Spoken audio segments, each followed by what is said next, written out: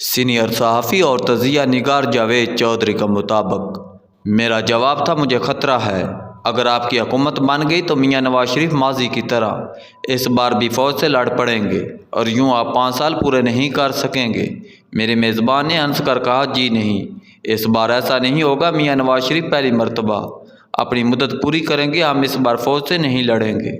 मैंने पूछा, कैसे? मेज़बान का जवाब था, शरीफ फैमिली 35 साल बाद इस नतीजे पर पहुंची है।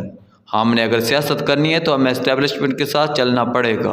फ़ौज के साथ हमारी जंग के बाद आवाम हमारे साथ खड़े होते हैं और ना हमारे आलमी दोस्त। हम हर बार अकेले होते हैं और हम सियासी, मुआशी और कारोबारी नुकसान भी उठाते हैं।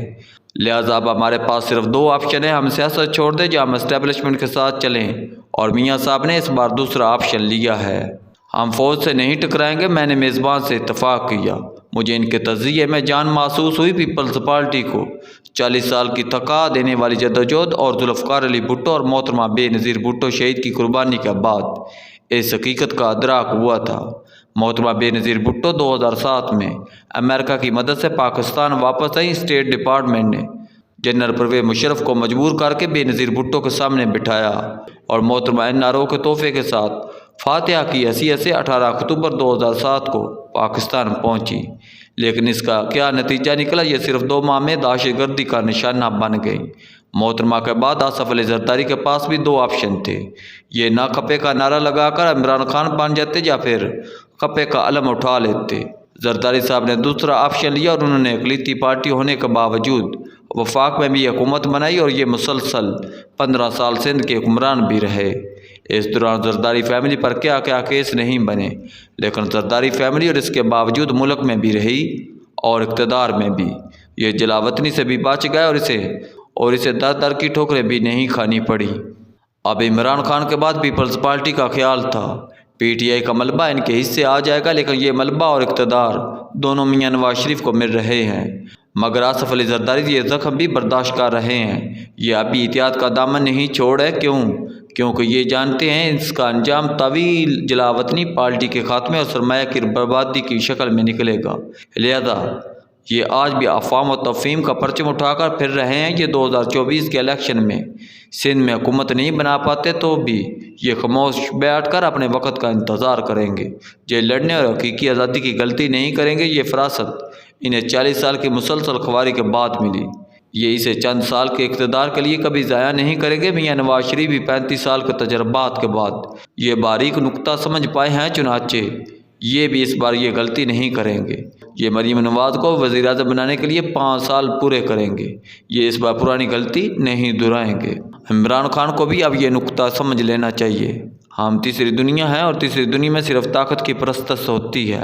यहाँ इनकलाब और हकीकी आज़ादी सिर्फ ख्वाबों में मुमकिन है और ये इस वक्त तक ख्वाबों में रहेगी जब तक सियासी लीडर्स और अवाम एक नहीं होते। और हमें इस मंजिल तक पहुँचने के लिए अभी बहुत लंबा सफ़र तय करना है।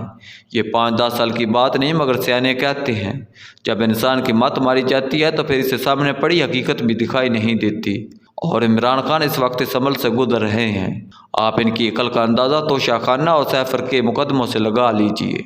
ये वो केस थे जिन्हें इनके वकील 6 माह तक खींच सकते थे। सैफर में 25 और तोशा खाना केस में 16 गवाह मौजूद थे। ये अगर इन गवाहों पर 5-5 घंटे जरा करते, ये अगर सवाल करके इनकी मत मार देते तो अदालत बेबस हो जाती। आखिर में इमरान खान को बेशक सज़ा हो जाती, लेकिन वकला ये मुकदमे प्रोफेशनली लड़कर टाइम भी गेन कर लेते, अपनी महारत का सबूत भी दे देते और इमरान खान के लिए आवाम की हमदर्दी भी समेट लेते। मगर बदकिस्मती से वकला मुकदमों की फ़ाइनल स्टेज पर अदालत से ही गायब हो गए। उन्होंने बाइकाट कर दिया और यूँ इमरान खान और बुशरा बीबी को सज़ाएँ हो गई।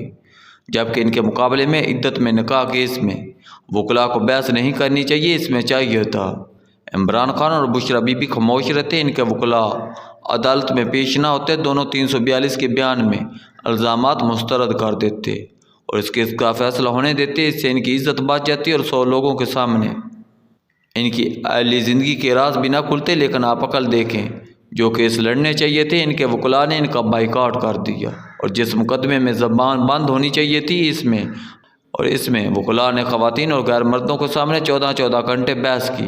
बुशरा बीबी के अपने वकील उस्मान गोल ने खावर फरीद मानाका से बेडरूम्स की बातें पूछी।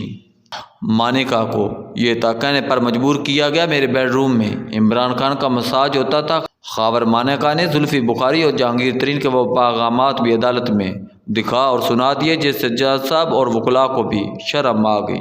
بشرا بی بی کے بچوں اور بیٹیوں کے وہ پیغام بھی پڑھے گئے جن سے عدالت کی کان سرخ ہو گئی، جبکہ سلمان اکرم راجہ 2 گھنٹے عدالت میں خواتین کے ایام ڈسکس کرتے رہے۔ یہ کارروائی عمران خان کی بہنوں بشرا بی بی اور خواتین وکلاء کی موجودگی میں ہوئی۔ اس مقدمے میں جج قدرت اللہ نے دفعہ 496 بھی ختم کر کے عمران خان اور بشرا بی بی پر ایک ایسا احسان کیا جس کا شکریہ یہ برسوں تک ادا نہیں کر سکتے۔ یہ غیر ازواجی تعلقات کی دفعہ ہے۔ اس کے اخراج کے بعد مانیکا کے اس ملازم محمد لطیف کی گواہی بے اثر ہو گئی، جس نے اپنے حلفیہ بیان میں ڈکلیئر کیا تھا عمران خان اور بشرا بی بی کے درمیان غیر شرعی تعلقات تھے۔ لہذا اگر مقدمے میں 496 بھی برقرار رہتی تو گواہ محمد لطیف پر بھی جرح ہوتی اور اس کے نتیجے میں بری عدالت میں عمران خان اور بشرا بی بی کے پلے کیا بچ جاتا۔ جج قدرت اللہ نے 16 جنوری کو فرد جرم عائد کرتے وقت یہ دفعہ نکال دی، جس کے نتیجے میں 2 فروری کو محمد لطیف پر جرح نہیں ہوئی۔ گو واقفان حال 496 بی کے اخراج کو بشرا بی بی کی ڈیل قرار دے رہے ہیں۔ ان کا دعویٰ جس دن یہ دفعہ نکلی تھی اس دن بشرا بی بی کی پہلی ڈیل ہوئی تھی۔ بی بی 496 بی کا نتیجہ جانتی تھی، چنانچہ اس نے مطالبہ منوا لیا۔ بہرحال ہم اگر اسے سائڈ پر بھی رکھ دیں تو بھی عدالت میں 2 دن جو کچھ ہوا وہ قابل افسوس تھا۔ یہ معزز لوگ ہیں، یہ خاندانی رئیس اور طاقتور بھی ہیں۔ عمران خان وزیر اعظم اور بشرا بی بی خاتون اول رہیں، لیکن ان کے وکلاء نے جرح کے نام پر ان کی عدالت میں ذلیل کر کے رکھ دیا۔ عدالت میں آپ کی نسل گندی ہے تک کے لفظ بولے گئے، شیطان یار گناہ گار اور منافق تک کے لفظ دہرائے گئے اور پوری عدالت منہ نیچے کرنے پر مجبور ہوگی۔ لیکن آپ عمران خان کا اعتماد دیکھیں، یہ اس دوران بھی ہنستے رہے، عدالت میں ٹہلتے رہے، خاور مانیکا پر فکرے کستے رہے اور رپورٹر کو دیکھ کر ہاتھ سے ہٹر کا نشان بناتے رہے۔ عمران خان کے لیے اس مقدمے میں 1000 نشانیاں چھپی ہیں۔ خان کو اب تک یہ سمجھنا چاہیے یہ اگر سیاست کرنا چاہتے ہیں تو پھر انہیں آصف علی زرداری اور نواز شریف کی طرح عقل کو ہاتھ مارنا ہوگا۔ انسان اوپر خدا اور نیچے ریاست سے بگاڑ کا امن سے زندگی نہیں گزار سکتا۔ یہ دنیا کی تلخ ترین حقیقت ہے۔ میں نجومی نہیں ہوں، کافیہ شناس بھی نہیں ہوں، لیکن صحافت کے 30 سالوں کے تجربے کے بعد میں یہ سمجھ سکتا ہوں عمران خان کے پاس اب بھی ایک موقع موجود ہے۔ یہ ریاست کے سامنے سرنڈر کریں، سمجھوتا کریں، اپنی پارٹی اور خاندان بچائیں، امن کا راستہ اختیار کریں اور 2028 کے الیکشن میں جیت کر اقتدار میں آ جائیں۔ اور یہ اس وقت تک کا انتظار کریں جب اس کی پارٹی اور عوام دونوں واقعی ایک جان ہوں اور پاکستان ترکی اور خان طیب اردگان بن جائے۔ اس وقت سے پہلے حقیقی آزادی صرف عدالتوں میں ایڑیاں رگڑ سکتی ہے۔ اور ہاں، میں یہاں یہ بھی بتاتا چلوں ملک کے اگلے 2 سال بہت اہم ہیں۔ اگر عمران خان نہ رکا اور میاں نواز شریف نے بھی اقتدار میں آ کر ووٹ کی عزت تلاش کرنا شروع کر دی تو پھر اس ملک میں 20 سال کے لیے چینی ماڈل آ جائے گا۔ چین ویٹو پاور کے ذریعے ہمیں عالمی منڈیوں سے بچائے گا اور ملک میں صرف ایک پارٹی ہوگی اور وہ اصلی اور نسلی پارٹی ہوگی اور باقی سب لیڈرز اور پارٹیاں غائب ہو چکی ہوں گی۔ چنانچہ یہ سب لوگ ٹھیک ہو جائیں یا پھر چینی ماڈل کا انتظار کریں، وہ وقت اب زیادہ دور نہیں۔